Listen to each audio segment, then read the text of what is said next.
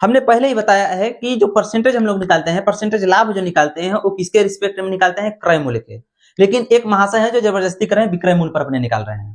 ठीक, विक्रय मूल्य पर उन्होंने निकाला और उन्होंने अपने हिसाब से बताया कि हमें 20% का लाभ हुआ है।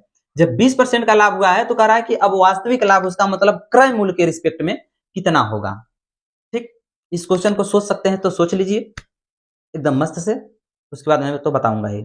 ठीक, सोच लीजिए। देखिए इसमें करना क्या होता है, इसमें करना ये है, देखिए ये कह रहा है कि इसका जो विक्रय मूल्य पर क्या है? लाभ है। कितने का है? 20% का है। 20% का है तो इसको पहले हम लोग बदल लेते हैं फ्रैक्शन में, 1/5। ठीक, और लाभ है 1/5। तो अब यहां से देखिए हमें क्या पता चल रहा है, यहां से ऊपर का जो है क्या होगा? प्रॉफिट है। ठीक, तभी तो प्रॉफिट परसेंट निकाला है।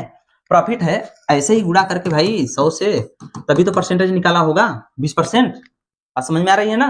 तो देखिए अब क्या है, तो ऊपर से क्या पता चला है कि ये ऊपर का उसका लाभ रहा होगा, वास्तविक लाभ, उसके नजर में जो वास्तविक लाभ है वो रहा होगा। वास्तविक लाभ रहा होगा एक, मतलब परसेंट जो प्रॉफिट है, और उसके बाद इसका सेलिंग प्राइस है। ये तो बता ही रहा है कि हमने सेलिंग प्राइस पर निकाला है, सेलिंग प्राइस है। बात समझ में आया? ये सेलिंग प्राइस निकल गया और हमारा प्रॉफिट निकल गया।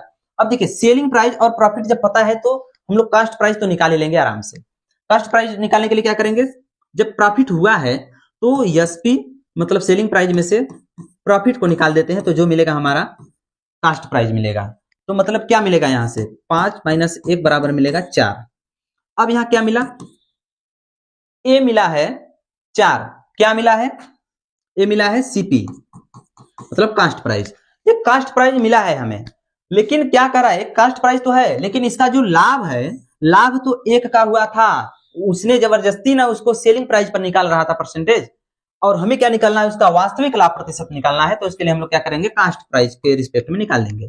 कास्ट प्राइस के रिस्पेक्ट में एक ही का लाभ हो रहा है 4 पर, तो क्या मिलेगा, कितना मिलेगा, 25 चौके 100,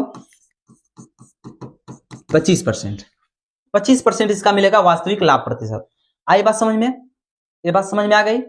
अगर ये कंसेप्ट जो है ये कहता है कि अगर कोई भी लाभ जो है ये सेलिंग प्राइस पर डिपेंड रहे तो उसको हम लोग कास्ट प्राइस में कैसे कन्वर्ट करेंगे, या फिर कास्ट प्राइस पर है तो उसको सेलिंग प्राइस के रिस्पेक्ट में कैसे करेंगे। समझ में आ गई बात?